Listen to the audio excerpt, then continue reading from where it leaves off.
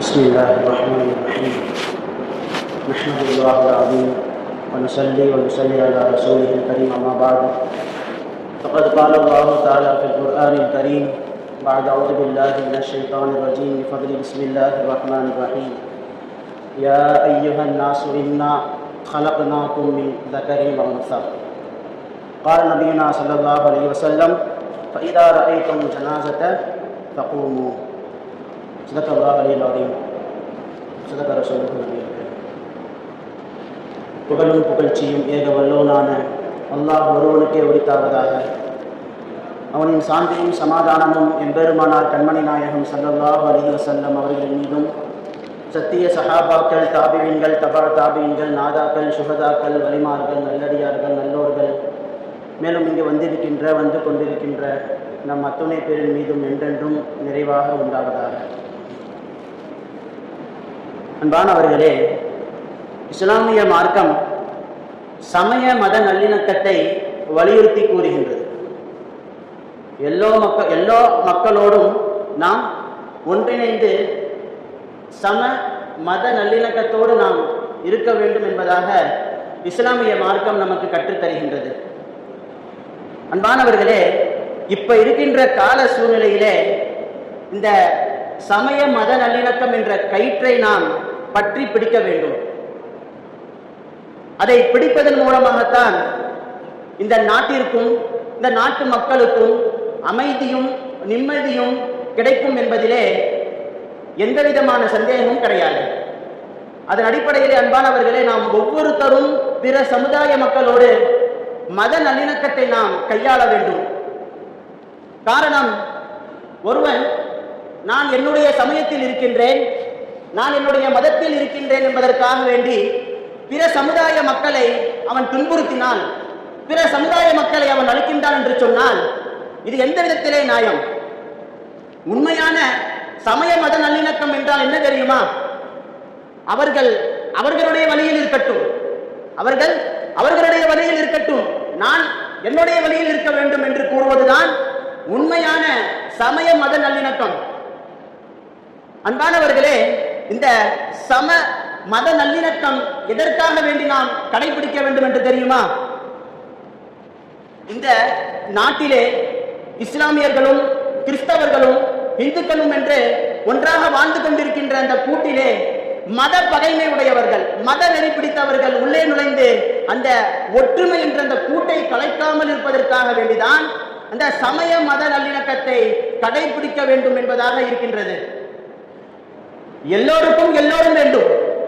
ஒரு முஸ்லிமுக்கு இந்துக்களுடைய உதவியும் வேண்டும், கிறிஸ்தவனுடைய உதவியும் வேண்டும். ஒரு இந்துவுக்கு முஸ்லிமினுடைய உதவியும் வேண்டும், கிறிஸ்தவனுடைய உதவியும் வேண்டும். ஒரு கிறிஸ்தவருக்கு இந்துக்களுடைய உதவியும் வேண்டும், முஸ்லிமினுடைய உதவியும் வேண்டும்.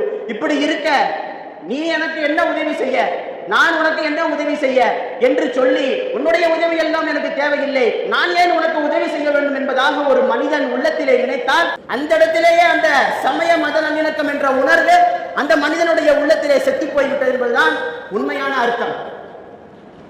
ஒரு முஸ்லிம் ஒரு முஸ்லிம் பிற சமுதாய மக்களுக்கு அநியாயமான முறையிலே நடந்து கொண்டாலோ, நீதம் இல்லாமல் அநீதமான முறையிலே நடந்து கொண்டாலோ, பிற மத சமுதாயத்தினர்களை அநியாயமான முறையிலே கொலை செய்தாலோ அவன் இஸ்லாமிய மார்க்கத்தை வளர வைக்கவில்லை.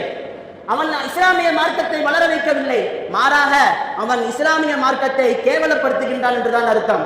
கொடுக்கல் வாங்கலிலேயும் சரி, வியாபாரம் செய்வதிலேயும் சரி, எல்லா விஷயத்திலேயும் நாம் நீதமாக இல்லாமல் அநியாயமான முறை நடந்து கொண்டால் அவன் மூலமாக இஸ்லாமிய மார்க்கத்திற்கு கெட்ட பேர் தான் வருமே தவிர எந்த விதத்திலும் நல்ல பேர் வராது. காரணம், இஸ்லாம் என்று சொன்னாலே சத்தியம், சமாதானம், அன்பு, இது மட்டும்தான் இஸ்லாமிய மார்க்கத்தினுடைய அடிப்படையே.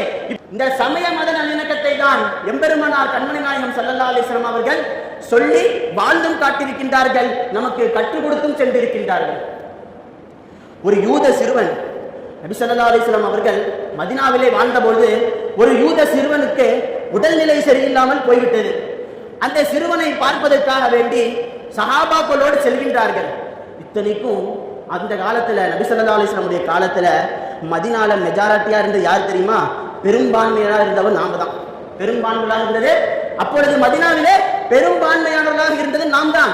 அந்த பெரும்பான்மையினர்கள் எல்லோரும் சிறுபான்மையினராக இருந்த யூதனுடைய அந்த குழந்தையை பார்ப்பதற்காக வேண்டி சஹாபாக்களோடு நபி ஸல்லல்லாஹு அலைஹி வஸல்லம் அவர்கள் சென்று அந்த சிறுவனுடைய நெற்றியிலே கை வைத்து உடல் நலம் விசாரித்து அந்த சிறுவனுக்கு இம்மை மறுமைக்கான விஷயங்களை போதித்து வந்தார்கள்.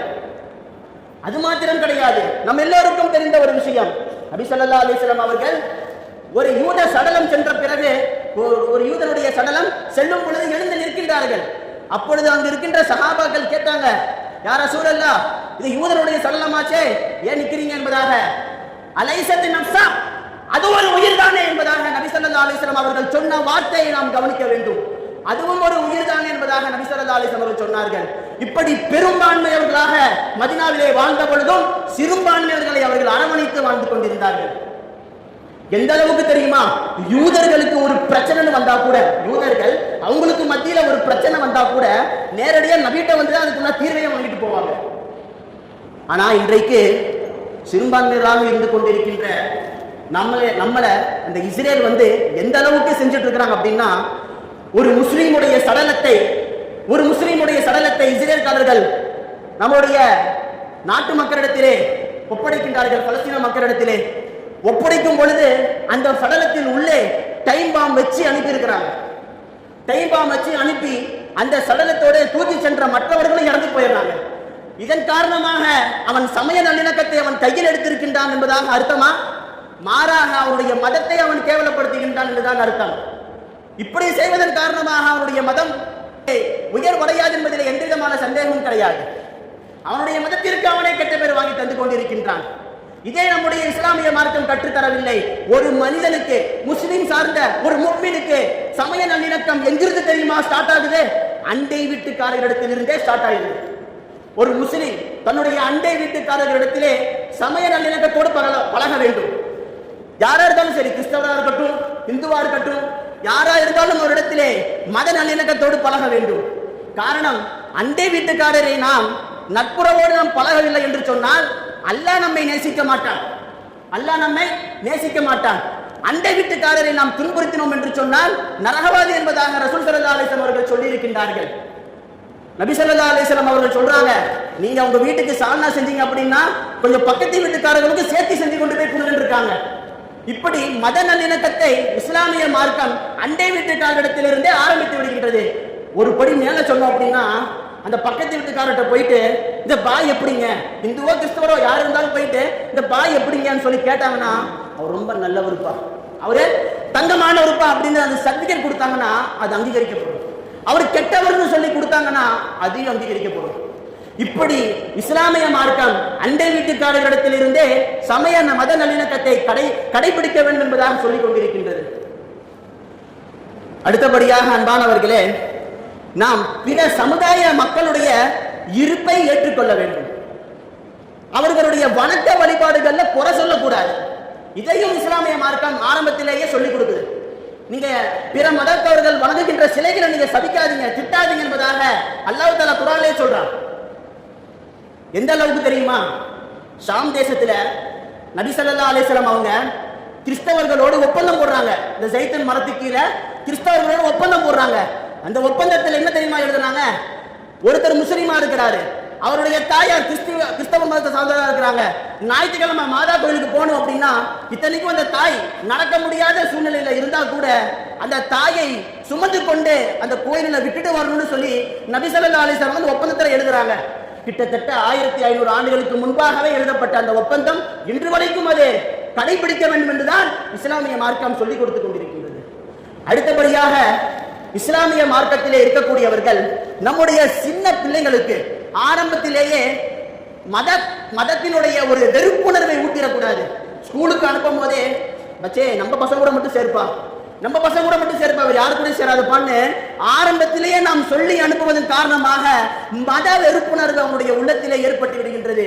கெட்டவங்க கூட சேராதப்பா, நல்லவங்க கூட சேரு, இப்படி சொல்றீங்களா, அது தப்பு கிடையாது. நல்ல பசங்களோட சேரு, கெட்ட பசங்களோட சேராதுன்னு சொல்றியா, அது வந்து தப்பு இல்லை. ஆனா நம்ம பசங்க கூட மட்டும் சேரு, அடுத்தவங்க கூட, அடுத்த மதத்தர் கூட, கிறிஸ்தவர்கள் கூடயோ இந்துக்கள் கூடயோ சேராதுன்னு சொன்னோம் அப்படின்னா அவனுடைய உள்ளத்துல ஆரம்பத்திலிருந்தே அந்த மதத்தினுடைய அந்த கெட்ட எண்ணம் உள்ளத்திலே வந்து விடுகின்றது. ஏன்னா நபி ஸல்லல்லாஹு அலைஹி வஸல்லம் அவங்க அபூஜஹலுடைய மகன் இக்ரிமா ஆரம்பத்துக்கு இஸ்லாத்துக்கு வராரு. புதுசா இஸ்லாத்துக்கு வந்து அப்பதான் அரசவைக்கு அந்த நபி ஸல்லல்லாஹு அலைஹி வஸல்லம் இந்த மஜ்லிஸுக்கு வராங்க. வந்தப்ப இதுக்கு முன்னால் வரைக்கும் இக்ரிமா ரலியல்லாஹு அவங்க இந்த மஜ்லிஸுக்கு வராதுக்கு முன்னாடி வரைக்கும் அவருடைய அப்பா அபூஜஹல கண்டபடி பேசிட்டு இருந்தாங்க. ஆனா அவர் வரத்துக்கு வரும்போது நபி ஸல்லல்லாஹு அலைஹி வஸல்லம் அவங்க சஹாபாக்கள் சொன்ன வார்த்தை, இப்ப அவங்க வராங்க, யாரு?